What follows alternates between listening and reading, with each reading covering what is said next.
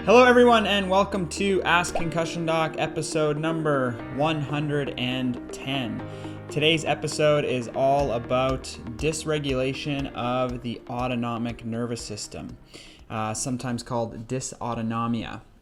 So what we're going to talk about today, this is obviously a very common and interesting topic in the world of concussion. This is one of the 5 top issues for concussion patients and one of the 5 top causes for post-concussion syndrome. So we're going to talk about today what is the autonomic nervous system, what happens during a concussion and how is it affected during concussion injury, what types of symptoms might you be experiencing that might kind of lead you to believe or lead you to down the path of thinking that there could be an autonomic nervous system issue, and then what type of treatments are the most effective for patients with autonomic nervous system issues? First off, what is the autonomic nervous system? Well, the autonomic nervous system is actually a 2-part system. You have what's called the sympathetic system, and then you have the parasympathetic system. The sympathetic system is known as the fight or flight system, fight, flight, or freeze. It is the system that gets your adrenaline pumping, that opens up the blood vessels, that gets blood to your muscles in case you have to, fight. Let's say there's a bear chasing you. Either you're going to fight, you are going to run away, or the freeze is where you just become so paralyzed that you can't really do anything. So things that the sympathetic nervous system does, obviously increases heart rate, dilates pupils to allow more light in so that you can see better and react better to things. It dilates your blood vessels, releases adrenaline, gets you ready to act or not act if you're in the freeze category. Parasympathetic system is also known as the rest and digest system. This is what allows you to relax. It lowers your heart rate. It kind of constricts the blood vessels around your muscles. It allows us to move blood to our internal organs. It allows us to stimulate our digestive system so that we can digest food. So this is the system that's activated when we're kind of calm and relaxed. At least it's supposed to. Now, these 2 sides of the system, you can think about this like a teeter-totter. When one system is active, the other system is inactivated.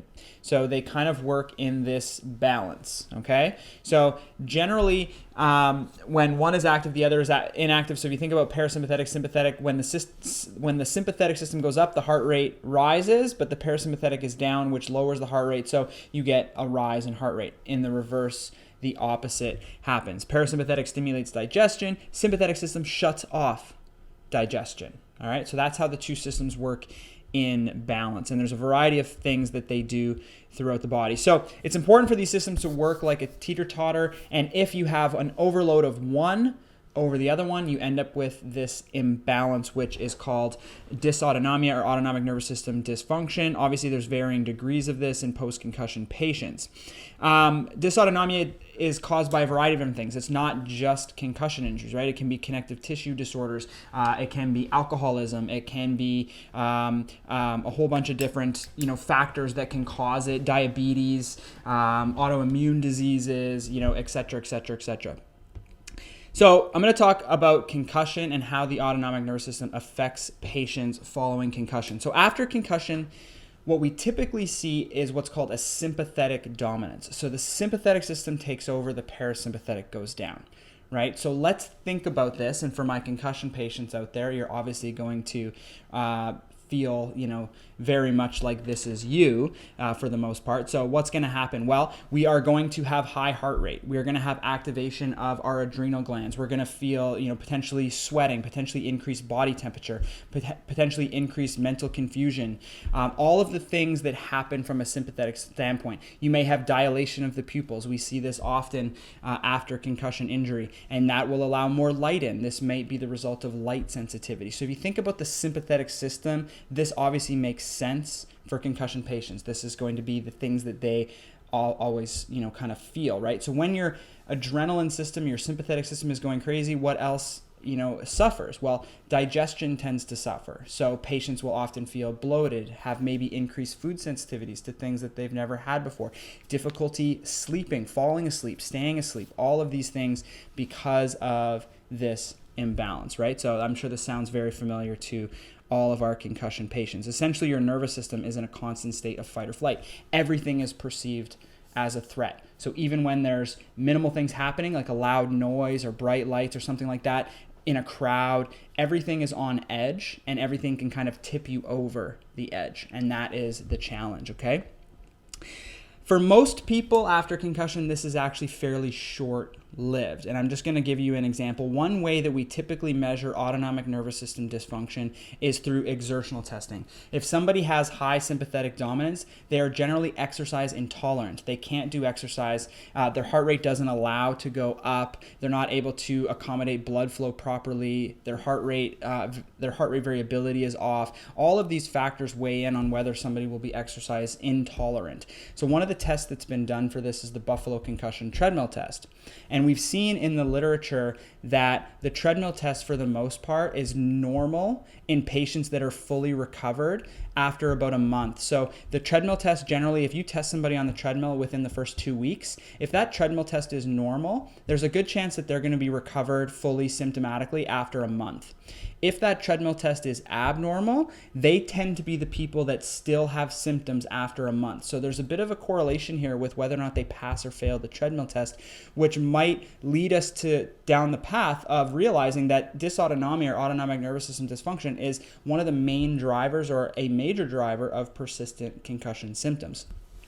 We just ran a study with our data, with complete concussion management data, and we found the exact same thing. Those patients that failed their first treadmill test took on average 2 weeks longer to recover than those who passed their treadmill test within the first 2 weeks of recovery.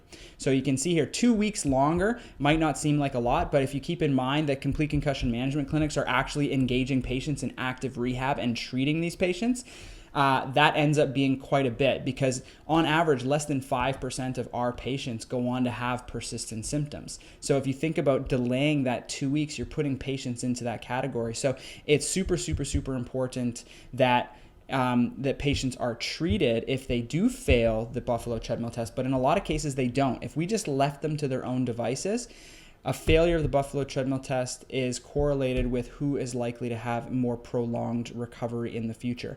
Now, like I said, you can mitigate this with doing active rehab, which is how we've approached it, but you still have a 2 week longer recovery for those that fail. So this shows that dysfunction in the autonomic nervous system could be a driver of persistent symptoms. So if you are already in the chronic phase, some things that you could be dealing with. I just kind of wrote some stuff down here. So trouble with exercise, I've already alluded to, right? This could be you get dizzy when you exercise. This could be you have increased headaches. You have your temperature gets out of control, right? Sometimes patients will have this huge flush and they'll just be too hot to do anything. That is indication that there could be some autonomic dysfunction there. You could have GI issues, right? Because what does the sympathetic system do? It shuts down your digestive system. It doesn't allow you to do that process. So like I said, increased bloating, constipation, or diarrhea. It can go either way. You could have a mixture. It could be up and down. Bloating, stomach pain, nauseousness.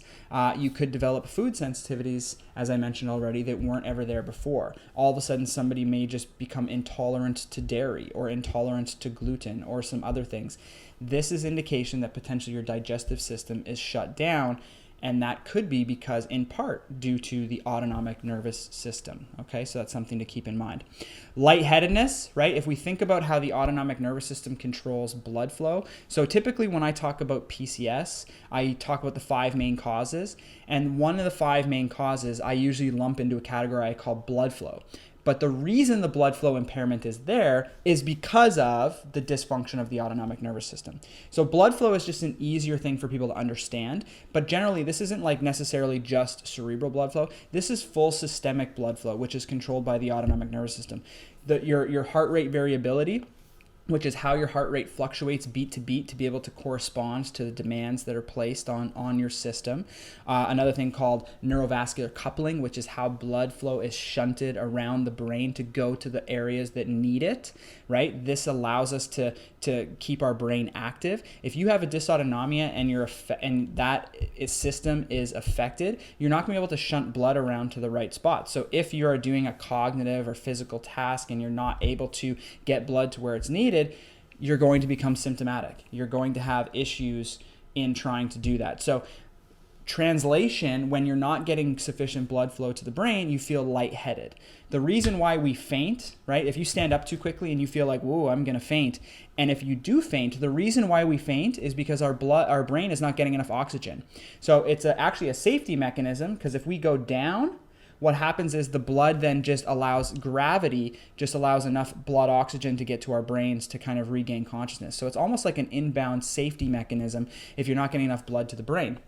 So oftentimes if we stand up, it takes our heart rate a few seconds to kick up. It takes our blood vessels a few seconds to be able to constrict, to drive blood back to our brain. In certain patients with dysautonomia, that mechanism is impaired. So when you stand up, your blood vessels don't constrict in your lower legs to drive blood up to your brain. They stay dilated, or potentially sometimes in certain conditions like POTS, they may even dilate further, which then results in increased dizziness, and your heart rate kicks up to try and, counteract that, but it's the other mechanisms are not filling in the gaps, and so you're not able to sustain that. So you may feel lightheaded, faint, headaches, dizziness, visual disturbances, sensation of passing out, and that is because of this. Okay, so if that is you, and sometimes that's in response to exercise, sometimes that's just in response to sitting upright, right? Which that tells you that there's something a little bit more significant. Okay, tension. Muscle tension, right? The tension in our muscles we require blood flow to keep them relaxed. All of the stress and anxieties that go along with the sympathetic drive keeps things tense and tight. We can't allow those muscles to relax and let go. So if you've been getting soft tissue work or manual therapies and it's not been going well, and it's been kind of aggravating things and not really getting to the root cause, it could be because the autonomic nervous system is so out of whack that all we're doing is just kind of flaring things up and we're not actually getting there. So that's why concussion care needs to be more comprehensive. A lot of patients will think, well, I just need to go see a massage therapist. Well, no, because massage therapy won't work unless you've taken care of the entire, other picture, which is the autonomic nervous system, stress reduction, diet, gut health, digestion. All of these things are so important before you go and do the other piece, right? And I think that's what a lot of patients aren't grasping. I talked about it a couple weeks ago, where we have this concussion recovery pyramid that we have in our concussion fix program. And the first two rungs of that pyramid are the most effective and the most important, but most people skip them. They go to the top level, which is just the rehab, right? They go in, I have a problem with my eyes, I'm going to go work on my eyes. It won't work. You won't be able to get anywhere with your eyes if you haven't fixed the autonomic nervous system, if you haven't fixed the inflammation, if you haven't fixed all the other pieces that kind of go along with it, okay? So muscle tension could actually be not just muscle tension, but it could have something to do with the autonomic nervous system as well. Light and noise sensitivity. Remember, think about your nervous system is on high alert, okay? Highly activated nervous system. Loud sound, boom, like you're on high alert. Visual issues, crowds, movement, everything is stressful, right? Your nervous system is perceiving everything as a threat. So all these sensitivities that you may have for light, sounds, and whatever else could be due to autonomic nervous system issues. Sleep, that one just makes sense. Mood and even concentration issues. If you're, kind of on edge, it's hard to kind of relax and focus, right? Like if you think about what you need to study, if you were trying to study for an exam while trying to outrun a bear, you wouldn't be retaining that information. You're so on autopilot, just doing whatever you can to get away from that bear, that you're not actually, thinking about, other things. And so same thing goes with this. If you're in a conversation with somebody and your nervous system is perceiving everything around you as a massive threat, you're not going to be able to focus on that conversation. And so you're going to perceive this as, I have some sort of cognitive impairment.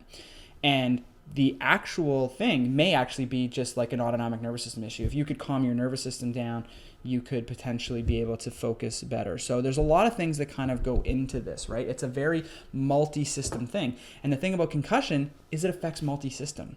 So if, like I said, if you're going for that top rung of the pyramid and being like, well, I just need to work on my cognitive rehab and that's going to be it, it's not going to work. You're going to have to fix everything else underneath of it in order for cognitive rehab to do anything for you, right? And that's where people are missing out.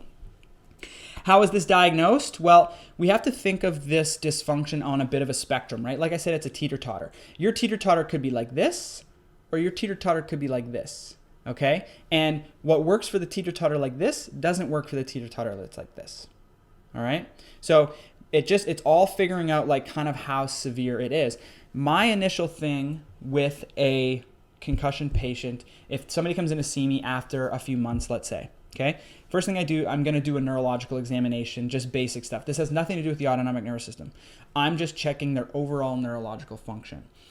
Then the next time I see them, right, the first visit is basically just to figure out, okay, what happened? Where are you at? What kind of symptoms are you experiencing? And, I'm going to rule out red flags. So I'm going to ask them, anything that may warrant, okay, maybe this person needs a little bit more advanced, care. Maybe they need to go get an MRI or something like that. Basically, this can be figured out by the history and a basic neurological examination. If all of that is normal and there's no red flags or nothing to point me towards more severe injury or anything like that, the following time I see them, which is usually a day or two later, I'm going to put them on the treadmill. I'm going to do a Buffalo concussion treadmill test. So I'm going to put a heart rate monitor on them. I'm going to check their heart rate in a resting state, so I know what their heart rate is while seated. Sometimes we'll get them to lie down. And then once they're in a resting state, I'm doing all my initial notes, and then I stand them up and we walk to the treadmill. All right? And I do a treadmill test. So if we have a subtle dysfunction, the treadmill test will pick it up. The person will be exercise intolerant. They'll get on the treadmill, they'll start working, and all of a sudden, I'm starting to feel dizzy. Okay, stop the test. And then what I do is I look at what their heart rate was when they had that increase in symptoms, okay? And generally, keep in mind, these people already have symptoms. They come in feeling dizzy and headache and everything. I do the treadmill test and I'm looking for an increase in that, right? Do you get more dizzy? Do you get more of a headache? Anything, okay? So now I put them on the treadmill, we start doing our thing. They say, oh yeah, my dizziness is increased substantially. Okay, good. What is your heart rate at this point in time, right? That now is their threshold. And then we take a percentage of that threshold and we have them exercise every single day at that sub-symptom threshold level. Okay, so that's the treatment and the diagnosis for subtle forms of this kind of dysautonomia. There's more to it than that, but that's kind of the mainstay, okay? So many studies have shown that these dysfunctions in heart rate variability, neurovascular coupling, which is measured on fMRI in a lot of ways, and also some of the other like blood flow issues like cerebral autoregulation and things like that have been found in people that are exercise intolerant through Doppler scanning and fMRI, like I said. And so the treatment for that is exercise. There's a ton of evidence on this. So it's one of the easiest ways to kind of counteract this in those kind of slightly teeter-totterish off people. So where am I at here? Sometimes if I get them up to go to the treadmill, their heart rate, I won't even get them to the treadmill. Their heart rate will spike way up. They'll be, like dizzy. Okay, I just like sweating and the whole deal. That will lead me down, okay, this person needs to be checked for POTS, which is postural orthostatic tachycardia syndrome. And that is what I was talking about, where these people have such a dysautonomia that when they stand up, their blood vessels, instead of constricting in their lower limbs, and it can be different, there can be neurogenic and vascular, but let's think about it this way just for simplicity. Blood vessels don't constrict to force blood to the head. The blood vessels instead dilate and blood pools. So when blood pools, their heart rate now goes, okay, this person's going to pass out. I need to pump more blood to the head to try and keep them, conscious. And then the heart rate picks up, but it's not doing enough work. So they get this massive increase in heart rate and they're dizzy and they're faint and they're sweating and all of these things. So then that leads me down the path of POTS, where there's some screening tests that can be done, but ultimately I'm going to have to send this person for a tilt table test to see. And a tilt table test is where they strap you in, they monitor your blood pressure and your heart rate and all these other things, and they tilt the table upwards and they monitor you for like 10 minutes and they see if you go unconscious, they see what your heart rate does, all these things. So that's the standard kind of gold standard approach to this. So that is more of this teeter-totter, right? So if I get them on the treadmill and they fail, I go, okay, there's likely some dysautonomia going on here. If I get them on the treadmill and they pass, well, they're probably in decent balance, right? If I can't even get them to the treadmill, all right, we have to start somewhere else. I'm not going to start with necessarily exercise for them. I'm going to make sure I'm going to rule out POTS and some other orthostatic issues. I'm going to then take them through that protocol. I've talked about POTS in other episodes, so if you're interested, you can go find that, somewhere else, okay? So just like the diagnosis for, kind of these cases is exercise in a way, the treatment for this is also exercise. So just a disclaimer, I'm going to go through some treatment protocols for this and things that you can do. This is not medical advice. This should be done under the care of a professional. And so I'm not your healthcare provider, and I'm not encouraging you to do this without supervision. But okay, so exercise, when it's done in the right way, is probably one of the most effective things for this. Even if it is a POTS, right? Even if you do have this dysfunction, we still get people to exercise, but we get them to start in a recumbent fashion. So they actually start with, like, let's say rowing or a recumbent bike, where they're able to kind of be, kind of more downward and not necessarily fully upright, because being upright is what causes this blood pooling to happen and they're not getting enough blood. But exercise actually helps your blood vessels. Do you know what another thing that causes dysautonomia? I listed a bunch at the start. One thing that causes dysautonomia is excessive inactivity. Okay?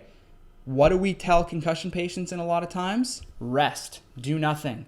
Okay? Like just lie down, bed rest in some cases.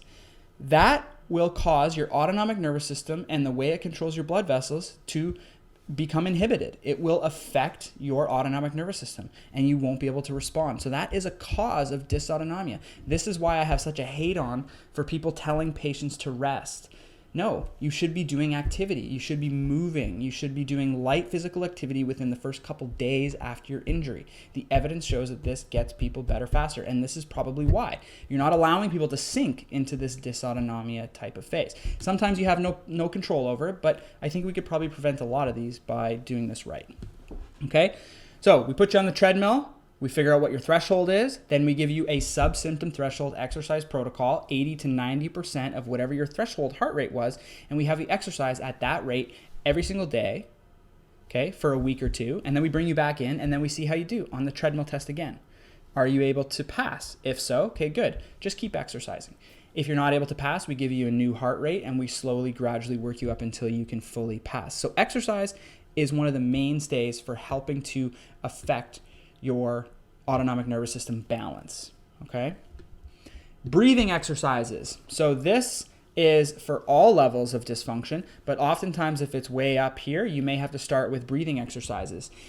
If you want to think about the balance of the autonomic nervous system, in order to decrease sympathetic, the way that you do that, because it's on a teeter-totter, you have to increase parasympathetic.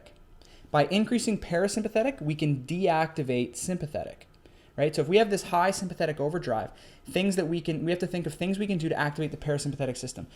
Exercise is that, if it's done in the right way.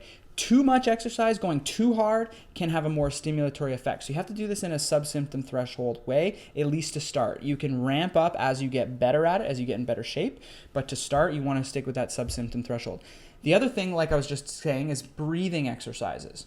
So your diaphragm is highly connected to the parasympathetic system, okay? Deep breathing exercises, gradual slow breathing exercises activates a nerve called the vagus nerve, which is which is the main parasympathetic nerve, okay? So doing things that activate the diaphragm in a controlled way can increase your parasympathetic tone, which then decreases parasympathetic, okay? There's been research done using biofeedback, where they'll hook you up to a machine and you can actually see your real-time heart rate variability based on your breathing rate. And through this research, you can control your heart rate variability, and you can actually do training to improve your heart rate variability by doing breathing exercises. And even if you didn't want to go through a biofeedback thing, the breathing rates that they found in these studies was anywhere between 4.5 breaths per minute to 6.5 breaths per minute to maximize parasympathetic tone.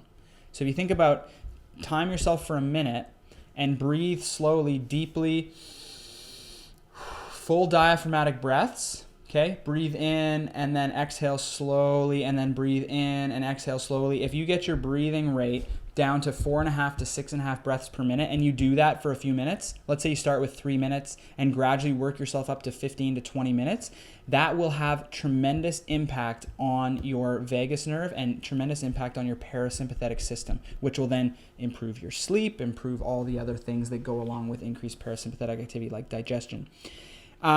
There's another technique called Wim Hof. If anyone knows of Wim Hof technique, that's more of like a deep diaphragmatic breathing, kind of more of a hyperventilation type technique. But that can be effective. I actually do that every single morning. And I've noticed that my parasympathetic activity, even just on my heart rate variability, has been improving by doing that. Chanting, singing, laughing, right? Activating the diaphragm and all the good mood things. Gargling. So there's another nerve called the recurrent laryngeal nerve that goes into your vocal cords, and by gargling, you're activating diaphragm and recurrent laryngeal. So gargling with water or mouthwash even for a period of time is very stimulatory to the parasympathetic system. Okay. Next up is cold showers or intermittent cold exposure. Has a high parasympathetic output. So again, getting back to Wim Hof, if anyone wants to Google Wim Hof, it's W-I-M space last name is H-O-F, Wim Hof. He's this, crazy superhuman person that teaches these breathing techniques and this cold water exposure. And it's there's some pretty good science around it as well, but this is something that I've been kind of playing with as well. But there's something to this in terms of parasympathetic activity. And then finally is calming activities. So things, if you think about parasympathetic being, your activation, parasympathetic being the calming, doing things that can calm your nervous system like meditation, mindfulness, even talk therapy, things that are relaxation, walking in nature, grounding, right? Grounding is where you take your shoes off and you put your feet directly on, grass or soil, because you're getting the ions from the earth and it naturally increases your parasympathetic tone. Walking in nature, being in nature, all of these things have this kind of reviving aspect to them because they activate your parasympathetic nervous system and they lower your sympathetic nervous system, which is your stress response, right? So if you think about doing these things, okay, so I'm going to go through them again. Exercise in a subsymptom threshold way increases parasympathetic tone. Breathing exercises or anything that activates the diaphragm, so deep breathing, 4.5 to 6.5 breaths per minute. You can also try something called the Wim Hof. Chanting, singing, laughing, gargling, cold showers, and anything that creates a calming activity like meditation, mindfulness, prayer, grounding, nature walks. Okay, so it's not just about doing one element. So even if somebody's just like this, and I've discovered, hey, this person probably has some sort of dysautonomic issue. They're complaining of digestive issues. They're not sleeping well at night. All of these things, they seem kind of strung out. Okay, and then they fail the treadmill test. Okay, maybe they're here. Maybe they're somewhere on this kind of spectrum. Either way, I'm going to go breathing exercises, cold activity, meditation, mindfulness, relaxation techniques, and subsymptom threshold exercise. Okay, I'm going to tackle all of that as part of it. If somebody's like way up, I'm going to go, okay, we need to check them for POTS. We need to have better, like a more robust dysautonomic screening, which I don't do. I send them away for that. But I'm also, in the meantime, going to say, let's start working on these particular areas, okay, to try and balance that out. So it's not about just doing one thing. It's about creating a routine where you do it every single day, right? A lot of patients say, well, I've tried that. But when you actually ask them, it's like, well, I did it like a couple times. That's not going to work, right? In order to do this, you have to work at it, right? It's what you do every single day that matters, not what you tried once or twice, because it won't work once or twice, okay? It has to be every day. It's like exercising twice and thinking that you're going to be in shape. It's not how it works. If you are exercise intolerant, having hot flashes, digestive issues, muscle tension, lightheadedness, you could have dysregulation in your autonomic nervous system. Working with your complete concussion management healthcare provider, or if you can't find a CCMI clinic, if you check out our online program called the Concussion Fix, you can go to concussiondoc.io and check out the Concussion Fix program. We have a full protocol in there to teach you how to kind of do this, along with all the other things, how to eat, sleep, and all the other things that go into concussion recovery to build that foundational pyramid.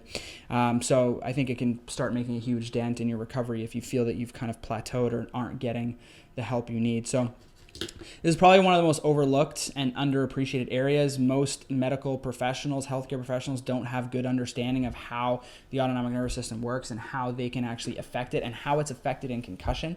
So it's so overlooked, and a lot of people don't even realize that this might be the underlying issue of the thing. So we look at it as a foundational element. We tackle this as a first order of business, and unless you do that, nothing else is really going to be effective for you. So That is it for episode 110. Thank you very much. If you're watching on YouTube, be sure to subscribe to the videos. If you are watching live, normally I hang around and answer some questions, but I actually have to go today, doing a research review soon, so I have to leave. But thank you guys for joining us, and we'll be back next week.